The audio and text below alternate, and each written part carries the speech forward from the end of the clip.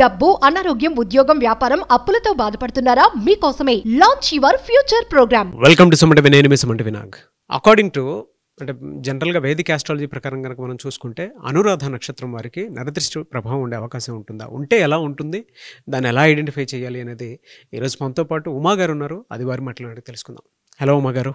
Hello Nagaraj గారు. నరదృష్టి ప్రభావం ఇది ఎన్ని రకాలుగా ఉంటుంది, ఎలా ఐడెంటిఫై చేయాలి, అండ్ ఎస్పెషల్లీ విమెన్కి కనుక మనం చూసుకుంటే ఎలాంటి నరదృష్టి ప్రభావం ఉండే అవకాశం ఉంటుంది? ముఖ్యంగా నాగరాజ్ గారు, నరదృష్టి గురించి మనం మాట్లాడుకుంటున్నాం కాబట్టి అందరూ సామాన్యంగా ఏంటంటే నరదృష్టి అంటే ఏదో నార్మల్గా వచ్చేటివి పోయేటువంటిది, మనం ఉప్పు తీస్తాము లేదా నిమ్మకాయ తీస్తాము, సంథింగ్ చేస్తాం, పోతుంది అనుకుంటారు. కానీ అవన్నీ కూడా ఒక పరిమితి వరకేనండి. కానీ నిజానికి నరదృష్టిలో 5 భాగాలుగా విభజించబడి ఉంది. అది తెలిస్తే చాలామంది ఆశ్చర్యపోతారు. ముందుగా మొదటిది చూస్తే సామాన్యమైన నరదృష్టి. ఇదే అందరికీ తెలిసినటువంటిది. సో ఏంటంటే మనం ఎప్పుడైనా సరే ఒక చిన్న ఫోన్ కొనుక్కున్నా, ఒక కొత్త బట్టలు కొనుక్కున్నా, ఒక వాహనం కొనుక్కున్నా, లేదా ఇల్లు కట్టుకున్నప్పుడు, గృహప్రవేశానికి అందరూ పిలిచినప్పుడు ఒక రకమైనటువంటి దృష్టి ప్రభావం పడుతుంది ఖచ్చితంగా. మనమే పిలుస్తాం కాబట్టి ఖచ్చితంగా పడుతుంది. అది సామాన్యమైన నరదృష్టి. దానివల్ల ఏంటంటే కాస్త తలనొప్పి ఎక్కువగా ఉండడం, ఆకలి లేకపోవడం, జ్వరం రావడము, లేకపోతే మైగ్రేన్, హెడేక్ అని 2-3 డేస్ ఖచ్చితంగా ఫేస్ చేస్తారు. ఆ యజమాని అవ్వచ్చు, ఎవరైనా అవ్వచ్చు. అయితే వాళ్ళు చేసే భగవత్ ఆరాధన వల్ల అవ్వచ్చు, మంత్రజపం వల్ల, లేకపోతే వాళ్ళకుండే విల్ పవర్, జాతక బలం వల్ల ఖచ్చితంగా 2-3 డేస్ తర్వాత మళ్ళీ ఓవర్కమ్ అయిపోతారు. కానీ నరదృష్టిలో రెండవది మహానరదృష్టి అని ఉంటుందండి. చాలా ప్రమాదకరమైంది. ఉదాహరణకి ఇంట్లో తరచుగా ఎప్పుడు యాక్సిడెంట్స్ అవుతూనే ఉంటాయి. ఒకరి తర్వాత ఒకరికి అది విరిగిపోయింది, ఇది విరిగిపోయింది, హాస్పిటల్స్కి వెళ్తూనే ఉంటారు. తీవ్రమైన ఆరోగ్య సమస్యలు వస్తాయి. అసలు ఎందుకు ఆరోగ్య సమస్యలు వస్తున్నాయో కూడా వాళ్ళకి అర్థం కాదు. పోనీ ఏదైనా ఆరోగ్య సమస్య దానికి క్యూర్ ఉంటుందా అంటే అసలు ఏ సమస్య వచ్చిందో కూడా తెలియదు. అక్కడ ఎన్ని టెస్టులు చేసినా, ఎంత చెకప్ చేసినా అర్థం కాదు. తరువాత వరుసగా ఒకరి తర్వాత ఒకరు చనిపోతూ ఉంటారండి. మరణము ఎప్పుడు అశుభవార్తలు వినడమే తప్ప శుభం అనేది ఏమీ జరగదు. ఇల్లంతా ఒకప్పుడు అద్భుతంగా బ్రతికినటువంటి కుటుంబము సడన్గా రోడ్డును పాలైపోయినట్టుగా అయిపోతుంది మహానరదృష్టి వల్ల. ఒక ఇల్లు కట్టుకుంటున్నారు అనుకోండి, మహానరదృష్టి సోకింది అనుకోండి, అర్ధాంతరంగా ఇల్లు అలా ఆగిపోతుంది అంతే ఖచ్చితంగా. అదేవిధంగా వ్యాపారం అవ్వచ్చు. ఒక వ్యాపారం పెట్టారనుకోండి, మహానరదృష్టి సోకింది అనుకోండి, వ్యాపారం ముందుకు వెళ్ళదు, ఒక కస్టమర్స్ రారు, గిరాకీలు ఉండవు, ఏమి ఉండదు. అద్భుతం. కానీ వ్యాపారం మాత్రం అద్భుతం. వీళ్ళు చేయగలిగే పనితనం ఉంటుంది, ఆ వ్యాపారంలో కూడా అది ఉంటుంది. ఎందుకంటే అక్కడ కంటెంట్ ఉంటుంది, సబ్జెక్ట్ ఉంటుంది. అయినా సరే ముందుకు వెళ్ళదు. మహానరదృష్టి ప్రభావం వల్ల ఎంతోమంది ఫేస్ చేస్తుంటారు ఈ ప్రాబ్లం అండి. ఇకపోతే మూడవది నాగరాజు గారు సంభోగ దృష్టి అని ఉంటుంది.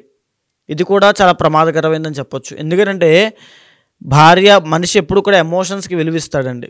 బంధాలకి, బాంధవ్యాలకి విలువిస్తాడు ఎవరైనా సరే. ఒక పెళ్లి చేసుకున్న దంపతులు ప్రేమ ఆప్యాయతలు అన్యోన్యంగా ఉన్నప్పుడు వాళ్ళిద్దరిలో అందంగా ఉన్న వాళ్ళ మీద ఎవరో మూడో వ్యక్తి యొక్క ఇన్ఫ్లుయెన్స్ కానీ, వాళ్ళ యొక్క దృష్టి కానీ పడితే దాన్ని సంభోగ దృష్టి అంటారు. దానివల్ల వీళ్ళిద్దరి మధ్యలో మిస్అండర్స్టాండింగ్స్ వస్తాయి. వాళ్ళిద్దరి యొక్క సంబంధం, వాళ్ళిద్దరిలో ఎవరో ఒక అక్రమ సంబంధానికి దారితీస్తుంది, లేదా డైవోర్స్లు అవ్వడం జరుగుతుంది. లేకపోతే భార్య భర్తను సరిగ్గా పట్టించుకోకపోవడం, భర్త భార్యను సరిగ్గా పట్టించుకోకపోవడం, అసలు ఎన్నో సమస్యలు అక్కడి నుంచి స్టార్ట్ అవుతాయండి. అదే సంభోగ దృష్టి. అది అసలు ఏ భార్యాభర్తల మీద పడకుండా చూసుకోవాలి. ఇక 4వది సంతాన దృష్టి నాగరాజు గారు.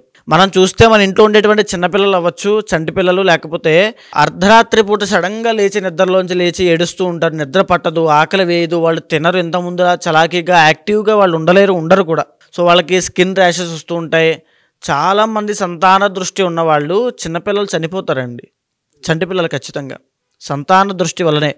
ఈవెన్ కన్సీవ్ అయిన తర్వాత ప్రెగ్నెన్సీ, డెలివరీ అయ్యేలో మిస్క్యారీ అయిపోతుంది ప్రెగ్నెంట్ లేడీస్ మీద పడడం వల్ల. ఓవర్ బ్లీడింగ్ అవుతుంది, పీసీఓడి ఆర్ పీసీఓఎస్ వస్తాయి, ఆడవాళ్ళకి సమస్యలు వస్తాయి. అండ్ ఇంకొకటి సంతాన దృష్టి ఏంటంటే చదువుకునేటువంటి విద్యార్థులకి ఈవెన్ 10th క్లాస్, ఇంటర్ పెద్ద అయిన తర్వాత కూడా వాళ్ళ మీద సంతాన దృష్టి పడిందనంటే వాళ్ళ విద్యాపరంగా వాళ్ళ కాన్సన్ట్రేషన్ అంతా తగ్గిపోతుంది. గేమ్స్ మీద, వ్యసనాల మీద, అలవాట్ల మీద, చెడు సహవాస దోషాల మీద, జల్సాగా ఉండడము, ఏది పని మీద శ్రద్ధ చూపించకపోవడం, ప్రతిదీ వాళ్ళు గమనిస్తారు, వాళ్ళ పిల్లల్లో కనబడుతుంది. సంతాన దృష్టి అంటారు దీన్ని. ఇది కూడా ప్రమాదకరమైంది.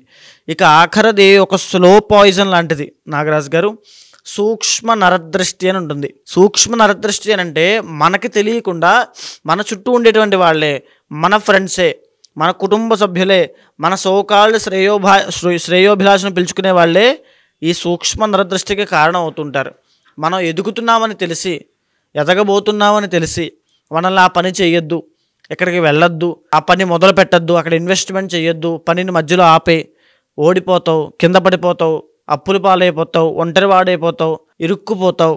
సో ఇలా భయానికి మనం చేస్తూ ఉంటారు. సో ఏంటంటే అది జాగ్రత్త అని మనం అనుకుంటూ ఉంటాం చూసేవాళ్ళు కూడా. సో మీ తల్లిదండ్రులు చెప్పేటువంటి నిజమైనటువంటి జాగ్రత్తకి వాళ్ళు చెప్పే మాటలకి ఒక థిన్ లేయర్ మాత్రమే అడ్డుంటుందని మీరు బాగా గమనించండి. వాళ్ళు చెప్పే జాగ్రత్త మన మంచి కోసం, వీళ్ళు చెప్పేటువంటి మాటలు మంచి కోసం కాదు, మన ఎదుగుదలను ఆపాలనే ఉద్దేశంతో. సో ఇక్కడ ఏంటంటే ఎప్పుడైతే ఆ సూక్ష్మ నరదృష్టి పడుతుందో అక్కడి నుంచి ఆ వ్యక్తి తన ప్రయత్నపూర్వకంగానే ఏ పని చేస్తున్నా దాని మీద ఆసక్తి చూపించకుండా ఆగిపోతాడు. మధ్యలో సెల్ఫ్ కాన్ఫిడెన్స్ అనేది మధ్యలో పోతుందండి. అప్పటిదాకా ఎక్సలెంట్గా ఉంటుంది, అప్పుడు తగ్గిపోతుంది, భయం వేస్తుంది. అవసరమా, మన కోసమే చెప్తున్నారు కదా, ఆగిపోతాం, వద్దులే, చాలులే, ఇక్కడే ఉంటే చాలులే, ఒక యాంగ్జైటీ, ఒక డిప్రెషన్ దానికి దారి తీస్తుంది. సో అయితే ఇప్పుడు మనం ఈ యొక్క నరదృష్టిలో ఏ నక్షత్రాల వాళ్ళకి, ఏ రాశుల వాళ్ళకి వారి యొక్క శక్తి సామర్థ్యాలు బట్టి, వాళ్ళ యొక్క పరిమితి బట్టి ఈ నరదృష్టిలో ఏది అటాక్ అయితే వాళ్ళ యొక్క నక్షత్రం బట్టి వాళ్ళకి ఏ ఎఫెక్ట్స్ ఉంటాయి, ఏ ఆరోగ్య సమస్యలు వస్తాయి, ఎలాంటి మానసికమైన ఇబ్బందులు వస్తాయో మనం చెప్పవచ్చు. అనురాధ నక్షత్రం వారికి కనుక మనం చూసుకుంటే ఏ విధంగా ఉండే అవకాశం ఉంటుందండి? అసలు నరదృష్టిని ఎలా ఐడెంటిఫై చేయాలి, ఏ విధంగా ఉంటుంది, ఇయర్ మొత్తం ఎలా ఉంటుంది? అనురాధ నక్షత్రం గురించి మనం మాట్లాడుకుంటే నాగరాజు గారు, జనరల్గానే శని ఆధిపత్యం వహిస్తూ ఉంటాడు. వృశ్చిక రాశికి సంబంధించినటువంటి నక్షత్రం కాబట్టి వెరీ స్పోర్టివ్ నక్షత్రం అండి. అండ్ ఏంటంటే ఒక ఇండివిజువల్గా, ఒక ఇండిపెండెంట్గా 10 మందికి కాంపిటీషన్ వచ్చే విధంగా, ఒక మోటివేషనల్గా, ఒక ఇన్స్పైర్ చేసే విధంగా వాళ్ళ జీవితం అనేది ఉంటుంది. చిన్న వయసు నుంచే వాళ్ళ కష్టపడడం, ఆ పోరాటం అనేటువంటి చూస్తారు. 10 మంది కావాలని కోరుకునే నక్షత్రాల్లో అనురాధ నక్షత్రం ఫస్ట్లో ఉంటుంది. విపరీతమైన టాలెంట్ ఉంటుంది. సో ఏంటంటే వీళ్ళకి ఎప్పుడైతే నరదృష్టి ప్రభావం సోకుతుందో, ఎలాంటి ప్రభావాలు వస్తాయని అడుగుతున్నారు. ఎప్పుడైతే ఈ నరదృష్టి ప్రభావం సోకుతుందో అనురాధ నక్షత్రానికి వాళ్ళే సెల్ఫ్ కాన్ఫిడెన్స్ అనేది లాస్ అయిపోతారండి. సో దీనికి ఇది ఏ నరదృష్టి ప్రభావం చెప్పాను? సూక్ష్మ నరదృష్టి. ఈ సూక్ష్మ నరదృష్టి వల్ల వెళ్ళేటువంటి దారిలో ఎన్నో ఆటంకాలు వస్తాయి. ఈవెన్ ఇప్పుడు కూడా వాళ్ళకి అదే పరిస్థితిలో ఉన్నారు. అనురాధ నక్షత్రం వాళ్ళు గత 2 సంవత్సరాలుగా ఈ యొక్క పరిస్థితిని చూస్తున్నారు. వాళ్ళు ఏ పని మొదలుపెట్టినా వాళ్ళకి ఆ పని పూర్తవదు. ఈరోజు అనుకున్న పని 4 రోజుల తర్వాత, 10 రోజుల తర్వాత, 20 రోజుల తర్వాత పూర్తవుతుంది. ఈరోజు వాళ్ళకి రావాల్సిన డబ్బులు 4 రోజుల తర్వాత రావాలనుకోండి, ఒక 10 రోజుల తర్వాత వస్తాయి. అంటే ఆ డబ్బు సమస్యలు విపరీతంగా కనబడతాయి, కుటుంబపరమైన ఒత్తిళ్ళు ఉంటాయి, ఆర్థికపరమైన ఇబ్బందులు ఉంటాయి. అనురాధ నక్షత్రానికి మాత్రమే చెప్పాలి అని అంటే, అనురాధ నక్షత్రం వాళ్ళ నరదృష్టి సోకిందంటే ఖచ్చితంగా గాల్ బ్లాడర్ స్టోన్స్ అనేవి ఖచ్చితంగా వస్తాయండి, ఖచ్చితంగా వస్తాయి. డయాబెటీస్ ఖచ్చితంగా వస్తుంది. ఆడవాళ్ళకి ఇర్రెగ్యులర్ మెన్సెస్ అనేవి వస్తాయి. ఓవర్ బ్లీడింగ్ ఉంటుంది. పీసీఓడి ఆర్ పీసీఓఎస్ వస్తాయి ఖచ్చితంగా. ఇంకా మగవాళ్ళకి చెప్పాలంటే అనురాధ నక్షత్రం వాళ్ళు ఏ పని చేయరు, సోమరిపోతులు అయిపోతారు. బాగా గమనించండి. మీరు కనుక మీ జీవితంలో నేను ఏ పని చేయలేకపోతున్నాను, లేకపోతే నాకు ఎన్నో ఆటంకాలు వస్తున్నాయి అంటే, నా చేతిలో అన్ని అవకాశాలు ఉన్నా నేను వాటిని సద్వినియోగం చేసుకోలేకపోతున్నాను అనే భావన మీలో ఉంది అని అంటే నరదృష్టి ప్రభావం వల్ల మీరు ఇబ్బంది పడుతున్నట్టే. అది మీ తప్పు కాదు. సో మీ వెనకాల, మీ చుట్టూ, మీ యొక్క శరీరం చుట్టూ ఉండేటువంటి ఆరాలో నెగిటివ్ అనేటువంటిది చాలా ఎక్కువ ఉండడం వల్ల ఆ నెగిటివ్ ఎక్స్టర్నల్ ఫోర్స్ని నరదృష్టి అంటామండి. అది ఎప్పుడైతే అనురాధ నక్షత్రం వాళ్ళకి వచ్చిందో లేజీ పీపుల్ అయిపోతారండి. సోమరితనం, ఏ పని చేయరు, దేవుడి మీద ఆసక్తి ఉండదు, పని మీద ఆసక్తి ఉండదు, ఇంట్రెస్ట్ ఉండదు. ఇంట్లోనే ఒక చోట కూర్చుని గేమ్స్ ఆడడము, లేకపోతే ఇంట్లోనే అన్నీ కూడా ఒక ఐసోలేటెడ్ ప్లేసెస్ అండి, కంప్లీట్గా ఒంటరిగా అలా కూర్చోవడం, అదే పని చేస్తూ ఉంటారు వాళ్ళు. అనురాధ నక్షత్రం వాళ్ళు నిజానికి చెప్పాలంటే excellent talented intellectual people. So వాళ్ళకి ఆ టాలెంట్స్ అన్నీ కూడా మెరుగుపడాలి అంటే, పైకి రావాలనుకుంటే నరదృష్టి ప్రభావం ఉండకూడదు. సో నరదృష్టి ప్రభావం పోవడానికి ఏం చేయాలి? జనరల్గా మీకు నరదృష్టి ప్రభావం సోకిందని 2 నుంచి 7 రోజుల్లోపు తెలిసిపోతుంది. ఖచ్చితంగా స్టార్టింగ్ స్టేజ్లో హెడేక్స్ వస్తాయి, నిద్ర, విపరీతమైన నిద్ర, లేదా అస్సలు నిద్ర పట్టదు మీకు. ఎందుకంటే ఇక్కడ శని ఆధిపత్యం కాబట్టి విపరీతమైన నిద్ర వస్తుందండి, లేదా అస్సలు నిద్ర పట్టకపోవడం, ఓవర్ థింకింగ్ ప్రాబ్లం పెరిగిపోతూ ఉంటుంది శని కాబట్టి విపరీతంగా.